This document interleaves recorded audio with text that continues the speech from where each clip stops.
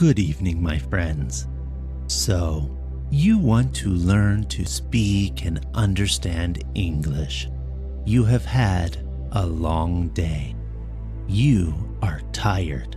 Lay down in your bed, close your heavy eyes, and let's listen to a story while we slowly fall into the arms of the English language. The Story of an Hour. The Story of an Hour by Kate Chopin. Knowing that Mrs. Millard was afflicted with a heart trouble, great care was taken to break to her as gently as possible the news of her husband's death. It was her sister Josephine who told her, in broken sentences, veiled hints that revealed in half-concealing. Her husband's friend Richards was there too, near her. It was he who had been in the newspaper office when intelligence of the railroad disaster was received, with Brently Millard's name leading the list of killed. He had only taken the time to assure himself of its truth by a second telegram, and had hastened to forestall any less careful, less tender friend in bearing the sad message. She did not hear the story as many women have heard the same, with a paralyzed inability to accept its significance. She wept at once, with sudden wild abandonment in her sister's arms. When the storm of grief had spent itself, she went away to her room alone. She would have no one follow her. There stood, facing the open window, a comfortable, roomy armchair. Into this she sank, pressing down by a physical exhaustion that haunted her body and seemed to reach into her soul. She could see in the open square before her house the tops of trees that were all aquiver with the new spring life. The delicious breath of rain was in the air. In the street below a peddler was crying his wares. The notes of a distant song which someone was singing reached her faintly, and countless sparrows were twittering in the eaves. There were patches of blue sky showing here and there through the clouds that had met and piled one above the other in the west facing her window. She sat with her head thrown back upon the cushion of the chair, quite motionless, except when a sob came up into her throat and shook her, as a child who has cried itself to sleep continues to sob in its dreams. She was young, with a fair, calm face, whose lines bespoke repression and even a certain strength. But now there was a dull stare in her eyes, whose gaze was fixed away off yonder in one of those patches of blue sky. It was not a glance of reflection, but rather indicated a suspension of intelligent thought. There was something coming to her, and she was waiting for it, fearfully. What was it? She did not know.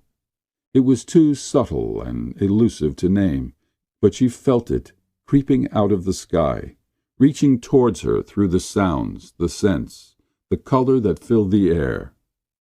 Now her bosom rose and fell tumultuously. She was beginning to recognize this thing that was approaching to possess her, and she was striving to beat it back with her will, as powerless as her two white slender hands would have been. When she abandoned herself, a little whispered word escaped her slightly parted lips. She said it over and over under her breath. Free, free, free. The vacant stare and the look of terror that had followed it went from her eyes. They stayed keen and bright. Her pulses beat fast, and the coursing blood warmed and relaxed every inch of her body. She did not stop to ask if it were or were not a monstrous joy that held her. A clear and exalted perception enabled her to dismiss the suggestion as trivial. She knew that she would weep again when she saw the kind, tender hands folded in death, the face that had never looked save with love upon her, fixed and gray and dead. But she saw beyond that bitter moment a long procession of years to come that would belong to her absolutely, and she opened and spread her arms out to them in welcome.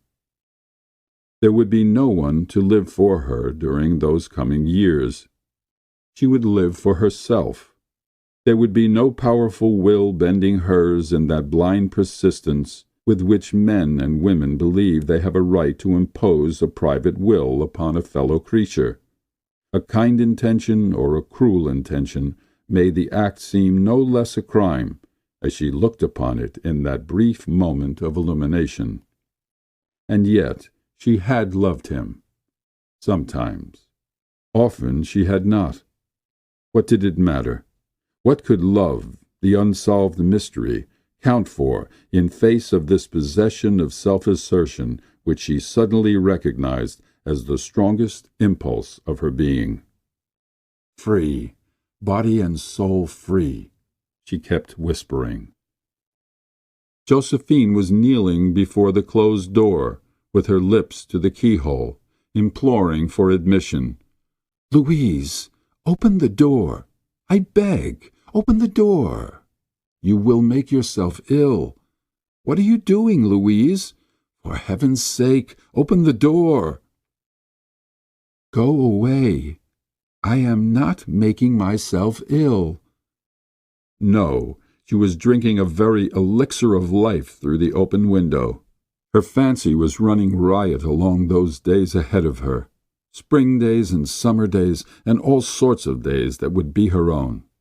She breathed a quick prayer that life might be long. It was only yesterday she had thought with a shudder that life might be long. She arose at length and opened the door to her sister's importunities. There was a feverish triumph in her eyes, and she carried herself unwittingly like a goddess of victory. She clasped her sister's waist, and together they descended the stairs. Richards stood waiting for them at the bottom. Someone was opening the front door with a latchkey. It was Brently Mallard, who entered, a little travel-stained, composedly carrying his gripsack and umbrella. He had been far from the scene of the accident, and did not even know there had been one. He stood amazed at Josephine's piercing cry, at Richard's quick motion to screen him from the view of his wife.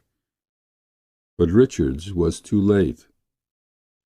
When the doctors came, they said she had died of heart disease, of joy that kills. End of the story.